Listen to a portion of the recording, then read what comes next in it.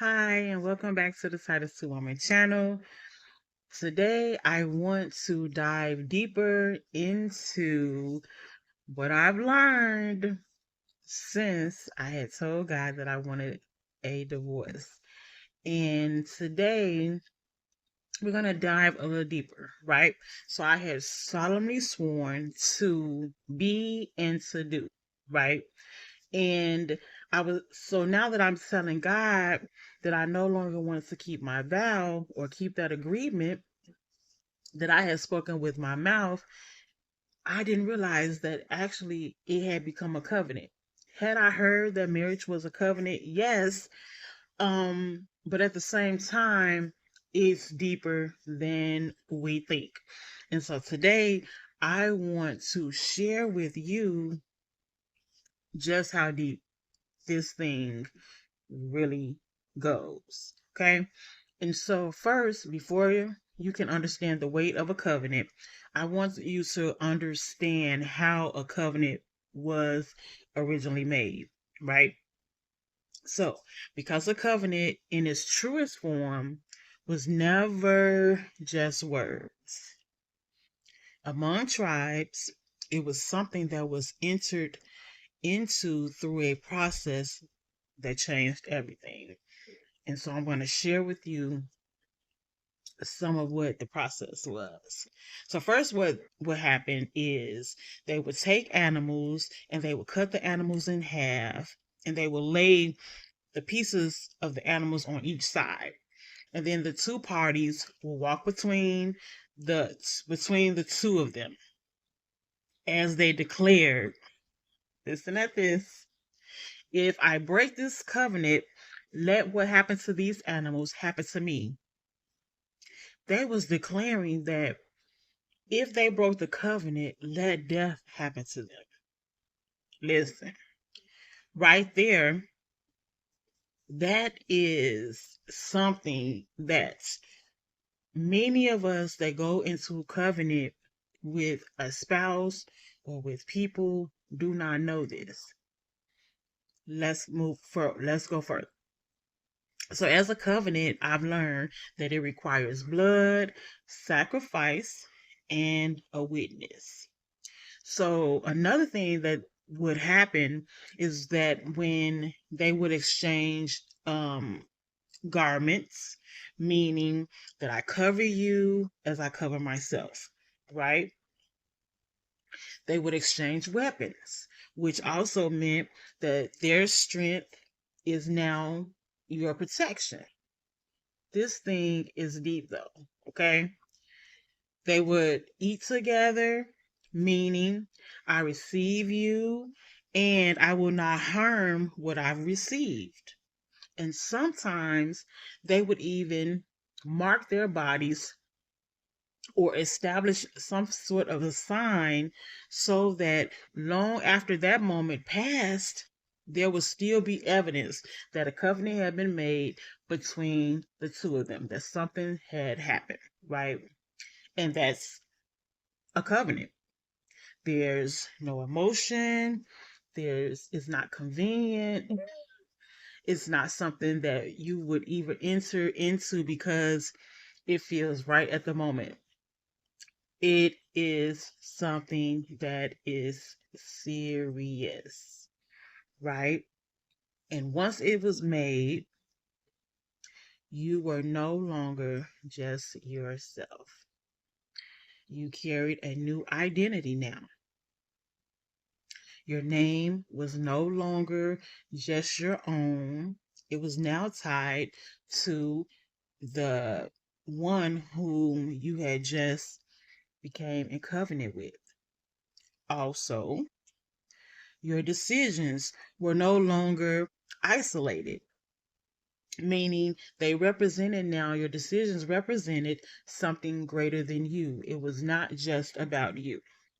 Also, this was really good, your enemies now could become their enemies, the person whom you become in covenant with, and their covering became your covering. So if one had attacked you, then not just you would show up, the other one would show up also and respond. Um, Another thing, if you lacked, the other one would show up and supply. And so, because this covenant didn't just connect lives, it actually merged them. Doesn't this really sound like a marriage situation all the way around? Also, this is what identity and covenant means. It does not just mean having a relationship. It means that you have now been defined by the relationship. You move differently, you should choose differently, and you carry responsibility differently. And because you no longer operate as an individual, you now operate as someone who is joined to another. Now, I'm still not talking about marriage, I'm talking about the covenant from its original form of the way it was made. Okay. So, this is where many of us now begin to misunderstand covenant today, because covenant was never meant to be light. It was meant always to be life altering. And I did not understand that. Walking into that marriage, I did not understand that. And actually, once I began to learn, and these was revealed to me, I am now, really concerned that others should know this before stepping into marriage. This is something that is so profound, um, that even in the studying of it, um, it gives a different insight even into this marriage situation, right? And so, um, before I believe people talk about marriage, they need to first begin being taught about covenant. There needs to be a full understanding before getting married. Before, even because, and the reason why is because before you get to the point of even talking about wanting to leave the marriage, you really need to know and need to see covenant for what it really is, and why just walking out of marriage or leaving the marriage, man, you need to understand the weight of that decision connected to it, because you don't understand the identity that has been created of you. And you have to understand that when you try to walk away from something like this, that you have become, or that it has become a part of who you are. Okay. And so when I remember hearing before, um, you know, that this is like a tearing apart, that, marriage, once people leave, is like a tearing apart. And now we see why. And so now that you better understand what a covenant is, I hope, I want now you to begin to understand why breaking it should never be treated lightly. So, because of the tribal culture, they didn't just end a covenant, okay? You would have to violate it. Listen, did you hear me say you didn't just end a covenant? You would have to violate it. And when a covenant was violated, the consequences were not just emotional, they were inevitable. So you remember me saying that when God told me about the consequences, that there would be consequences, and I was like, "Oh, I could handle the consequences." You heard me just say inedible, right? But when they were broken, or when they are broken, everything that has been joined is now torn apart. Listen. And that tearing has effects. Okay. So, consequences, uh, a lot of times, they didn't just wait for time to pass and emotions to settle. They showed up like as soon as the covenant was broken. And sometimes the consequence was war. Why? Um, because you now have enemies clashing, and since there was once an alignment, now you are opposing that person. You are opposed to that person. Where you once stood together, you now stand against each other, aka enemy, right? Which that really made me understand like how I was thinking, oh well, we can co-parent, or even how I was thinking about, you know, why my first husband and I, we couldn't talk. Like it would be a constant arguing. We could never have a conversation. Now I understand, because what once stood together, now we were against each other. And it wasn't really, and it actually is not because anyone was overacting, reacting. It was because the covenant actually meant peace, protection, and alliance. So to break it is to declare that I am no longer with you. Wow, this thing is powerful, okay? So you're saying I'm no longer with you, and in many cases that meant that you would now become that person's enemy, and that now there's no one there to cover you. Oftentimes the consequences were exposure, because the covenant was there to cover you.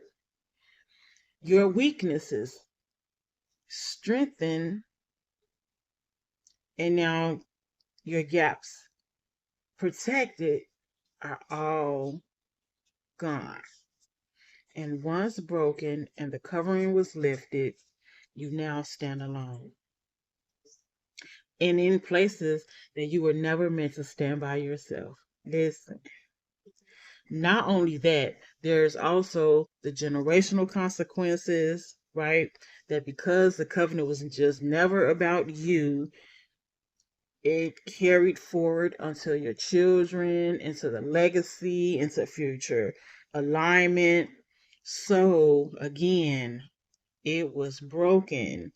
The fracture didn't just stop with the person that made the decision to violate the covenant, right? Remember, it's not that you can just leave it, you're violating it.